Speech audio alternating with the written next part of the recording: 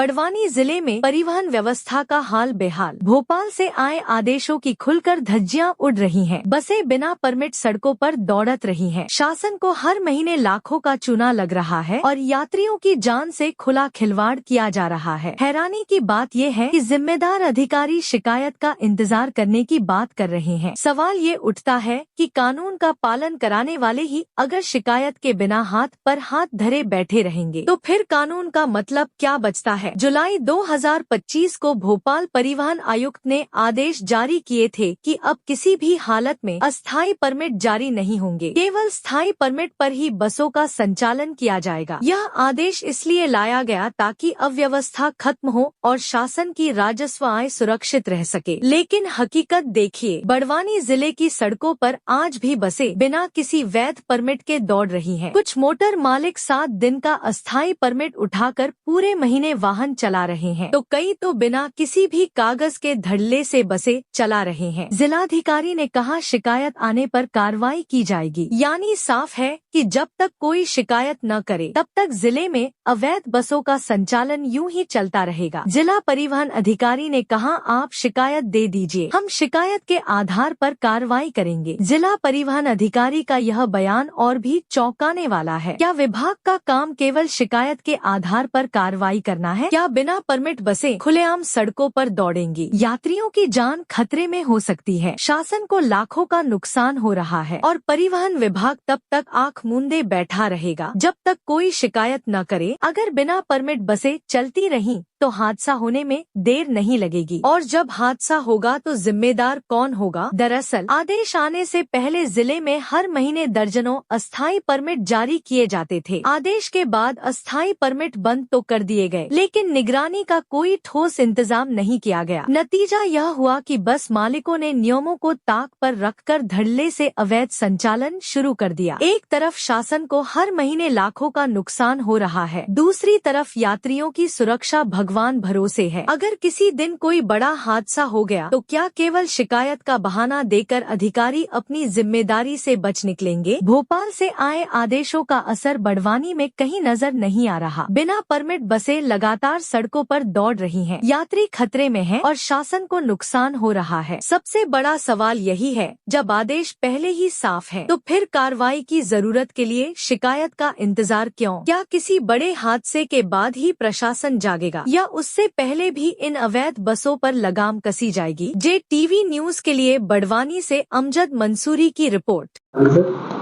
Rakesh Bhuria. Sir ये TP permit इसको लेकर क्या जारी है? ये टीपी परमिट जारी हो रहे हैं, लेकिन स्थायी परमिट के स्थान पे टीपी परमिट जारी करने के लिए प्रतिबंध लगाया हुआ है। जो परमानेंट रूट पे गाड़ियाँ चलती है उनको टीपी परमिट जारी नहीं कर सकते हैं, लेकिन टेम्परेरी अगर 6-7 दिन के लिए परमिट चाहिए होता तो वो जारी हो सकता है। सर ये जो टाइम पीरियड आप जारी कर रहे हो सर, इसमें सर रूट पे चलाने के लिए है या मतलब शादी या बारात? उसको अभी रोक लगा दी है, पहले जारी होगा स्थायी परमिट। तो सर जिले में 50% से ज़्यादा अवैध बस संचालन हो रहा है सर, वाहनों का बिना परमिट का। कौन कौन सी बस है? सभी बहुत सारी सर जिले में। बस सर सिलावत रोड पे आप देखिए बहुत सारी बसें मिलेगी सर। ठीक है, तो उसके लिए सर क्या कार्रवाई की? चेकिंग करेंगे अपन।